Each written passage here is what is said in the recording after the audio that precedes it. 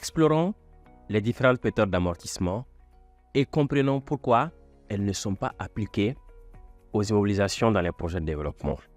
Nous allons appréhender 3 approches de la méthode d'amortissement. Commençons par l'approche juridique. Cette approche considère que les biens durables perdent de la valeur avec le temps, principalement à raison de l'usure et de l'obsolescence. Par exemple, une machine de 10 millions perd sa valeur sur 2 ans. La deuxième approche, c'est l'approche financière.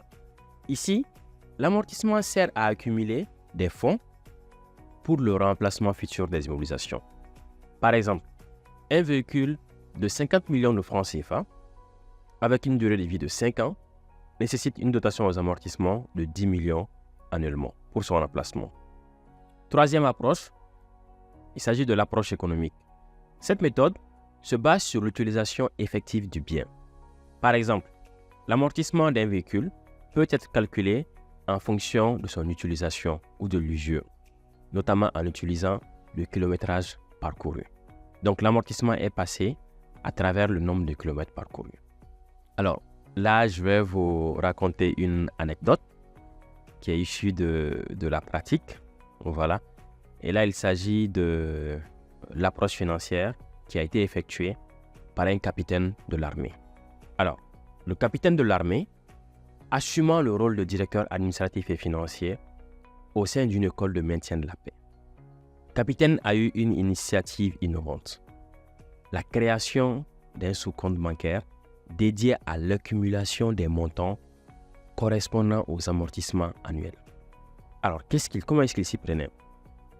À chaque fin d'exercice, le montant calculé pour l'amortissement des immobilisations était systématiquement viré sur un sous-compte en banque. L'objectif, c'est vraiment d'assurer la disponibilité de fonds suffisants pour le renouvellement des équipements et infrastructures à la fin de leur durée d'utilisation.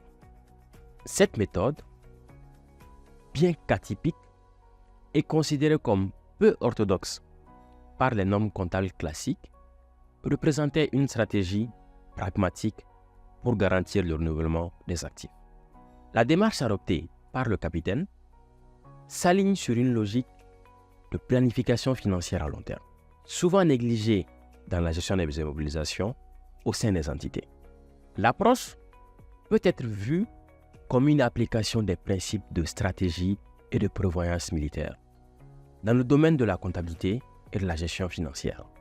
Comme principal avantage, à la fin de la durée de vie des équipements, l'école disposait de liquidités immédiatement disponibles, évitant ainsi les défis communs liés au renouvellement des équipements essentiels.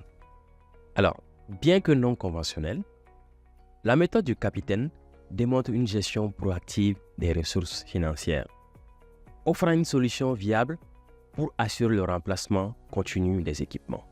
Elle souligne l'importance d'une planification financière préventive, particulièrement pertinente pour les organisations avec des besoins réguliers de renouvellement d'actifs.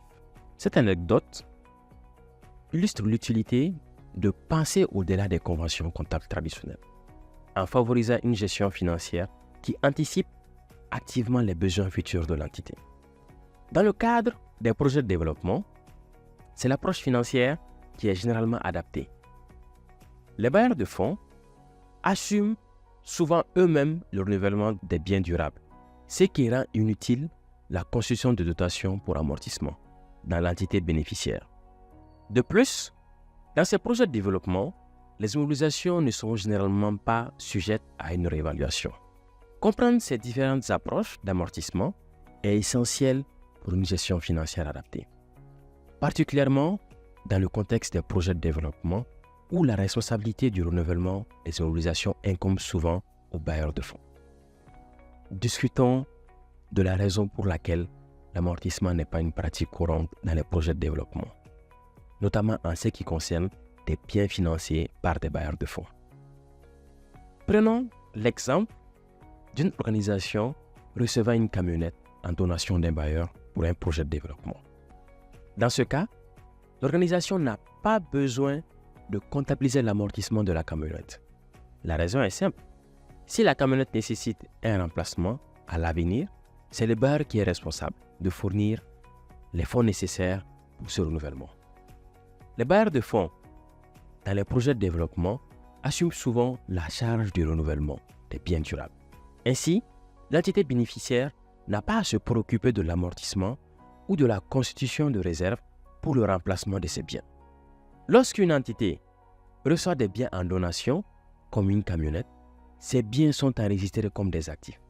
Cependant, du fait de la responsabilité assumée par le bailleur pour le remplacement, l'amortissement n'est pas une pratique adaptée. Cette méthode souligne l'importance du rôle des bailleurs de fonds dans la pérennité des ressources dans les projets de développement.